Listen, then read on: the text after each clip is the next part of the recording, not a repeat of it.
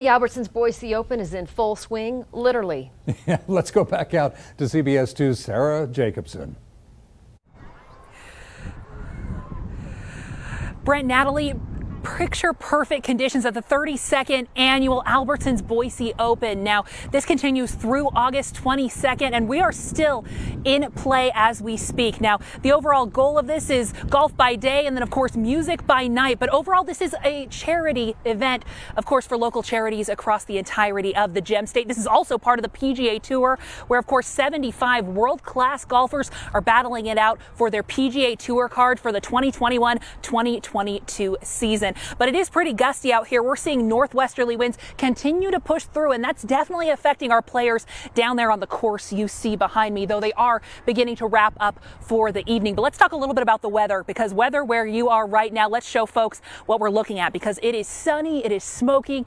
DEQ, the Department of Environmental Air Quality, showing us that we're going to be in the moderate category as we head into your weekend. So keep that in mind if you do have sensitive lungs. But of course, these breezy conditions are what's keeping us nice and mild. Pockets of air along this northwesterly flow, cooler pockets pushing through. That's what's keeping us nice and mild. So let's take a look at our satellite and radar, because we do have some low pressure for our friends out there in southeastern Idaho, northern Utah, and western Wyoming. That's what we're looking at, with some precipitation as well as cloud cover for our friends in eastern Magic Valley. But that is going to push out overnight, giving way to a nice dry northwesterly flow as we head into your Friday.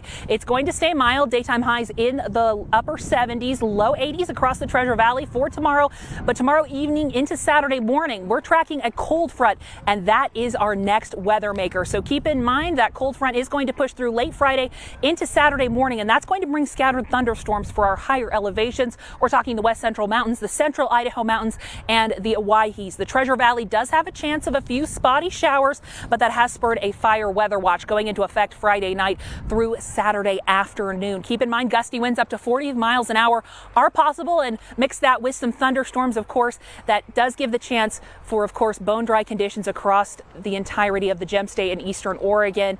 Any type of fire that will start will move and grow very quickly. So we want to keep that in mind if we are recreating this weekend. But as far as our future cast, let's set that into motion. We do have some spotty showers pushing out of Twin Falls overnight tonight. We're going to be clear, sunny, and smoky as we head into your Friday, but that cold front pushing through again late Friday into Saturday. That's going to bring precipitation to the region, some scattered thunderstorms, gusty winds, again, that fire weather watch in effect, but overall not enough moisture to really give us a good wet washing, what we'd be liking to see for this time of the year. But let's take a look at our 7-day forecast, because we still have some low pressure pushing down out of Canada, and that's going to keep us at least below average as we head into the weekend. A few spotty showers on Saturday, mild on Sunday, but it's going to keep us nice and sunny and again below normal. By about midweek, we'll start to warm up once again. Let's take a look for our friends up in the mountains, and you can always find your full weather forecast. Just head to idahonews.com/weather. But back out here, Hillcrest Country Club, again,